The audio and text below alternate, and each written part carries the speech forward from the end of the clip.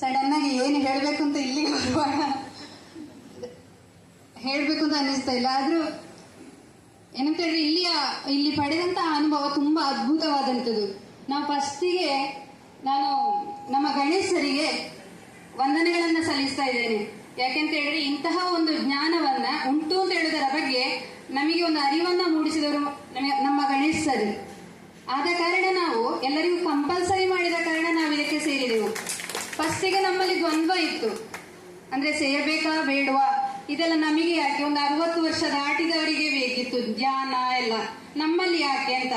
ಆದ್ರೆ ಅಲ್ಲಿಗೆ ಹೋದ್ಮೇಲೆ ಅನ್ಸಿದ್ದು ನಾವು ಎಷ್ಟು ಬೇಗ ಅದಕ್ಕೆ ಸೇರ್ತೇವೋ ಅಷ್ಟು ಒಳ್ಳೇದು.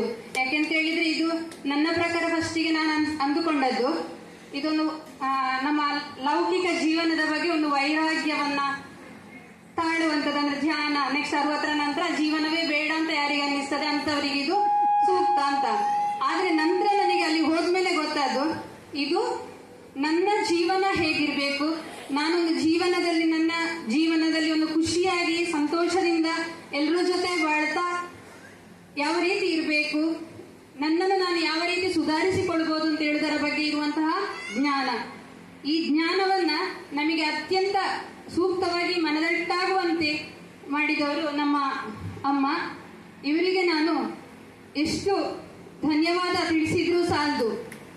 ಯಾಕೆಂತ ಹೇಳಿದ್ರೆ ಫಸ್ಟ್ ನಾವು ಕ್ಲಾಸಿಗೆ ಸೇರುವಾಗ ನಮಗೆ ಸ್ವಲ್ಪ ಏನಂತ ಹೇಳಿದ್ರೆ ಬೇಡ ಅಂತ ಅನಿಸಿತ್ತು. ಆದ್ರೆ ಬೆಳಗ್ಗೆಯಿಂದ ಮಧ್ಯಾಹ್ನ ತನಕ ಅಮ್ಮ ಮಾತಾಡುವಾಗ ಒಂದು ಚೂರು ಅವರಲ್ಲಿ ಸುಸ್ತು ಕಾಣಲೇ ಇಲ್ಲ. ಆಗ ನಮಗೆ ಅನಿಸಿತ್ತು ಇದರಲ್ಲಿ ಏನೋ ಒಂದು ಉಂಟು ಸೇರುವಂತ.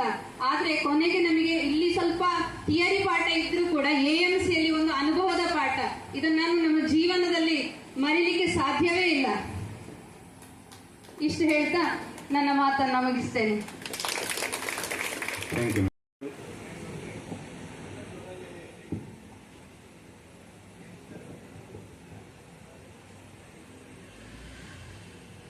ನಾನು ಈ ಸಂಸ್ಥೆಗೆ ಸೇರಿದ ಮೇಲೆ ಗಣೇಶರ ಒಡನಾಟ ಸಿಕ್ಕಿದ ನಂತರ ನಾನು ಸುಮಾರು ಬದಲಾವಣೆಯನ್ನು ಕಂಡೆ. ಅದರಲ್ಲಿ ಈ SSYಗೆ ಸೇರಿದ ನಂತರ ನನ್ನ ಜೀವನದ ಒಂದು ಮಜಲೇ ಚೇಂಜ್ ಆಗ್ತದೆ ಅಂತ ಹೇಳುವಂಥ ಭಾವನೆ ನನಗೆ ಬರ್ತಾ ಉಂಟು.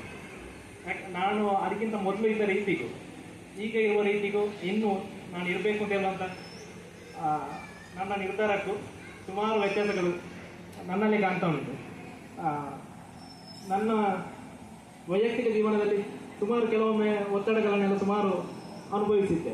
ಆ ಸಮಯದಲ್ಲಿ ಸುಮಾರು ಕಡೆ ನಾನು ಕೆಲವೊಂದು ವಿಷಯಕ್ಕೆ ಮಳೆಯ ಪರಿಸ್ಥಿತಿಗಳು ಕೆಲವೆಲ್ಲ ಬರುವಾಗ ಒಂದು ಸ್ವಲ್ಪ ನೆಮ್ಮದಿ ಬೇಕು, ಆ ಥರದ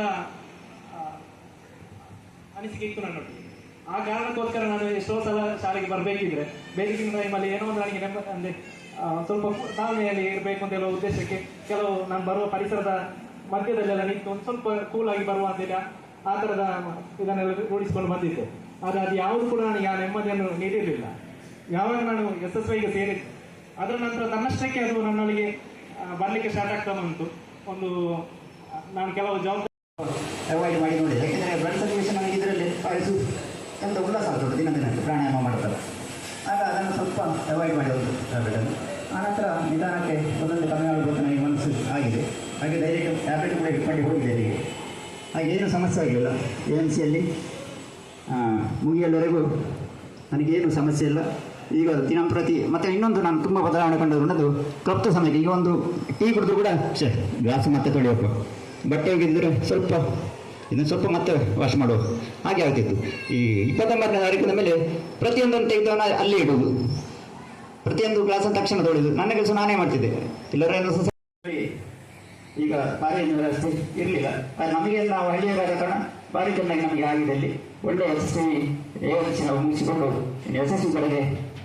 ಮತ್ತು ಇನ್ನೊಂದು ರಾಜಕುಮಾರ್ ಅವರ ಪದ್ಯವಾಗಿ 4 4 4 2 8 ಇಷ್ಟೇ ಲೆಕ್ಕದ ಗಂಟು ನಾವು ಹಾಗೆ ಇದ್ದೀವಿ.